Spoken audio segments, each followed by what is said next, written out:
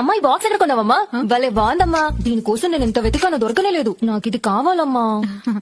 తీసుకోమ్మా. అమ్మా ఈ ఫ్లవర్ వాజ్ ఎక్కడ తీసుకున్నావమ్మా? సంతలో తీసుకొచ్చాను.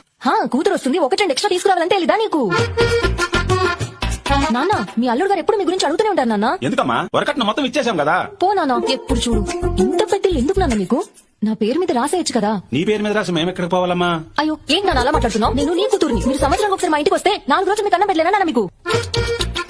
తప్పు నీది కాదమ్మా, నిన్ను కన్నాం చూడు, అది మా తప్పు. నాన్న చెప్పడం మర్చిపోయాను, నీ మనవడు ఎప్పుడు తాత తాత అని ఎప్పుడు నీ గురించి కలవరిస్తూ ఉంటాడు నాన్న.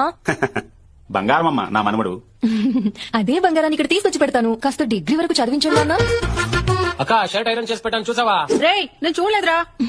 అదా మీ బావ ఫేవరెట్ కలరు, బామ్మర్ది గిఫ్ట్ గా ఉండని అని నేనే తీసుకున్నాను. అన్నా వెళ్ళి అన్నతో మాట్లాడుస్తాను. అన్నా ఇల్లమ్మా, వాడి దగ్గర ఏం తీసుకెళ్తావో తీసుకెళ్ళమ్మా. అన్నా ఓ ఇప్పుడు వచ్చావమ్మా? ఈ రోజు వచ్చాను. ఇంకా బాగున్నారా? ఏం బాగుంటాడో ఏమో పాపం, ఆయన దగ్గర చేతికి పెట్టుకోవడానికి ఒక వాచ్ కూడా లేదు.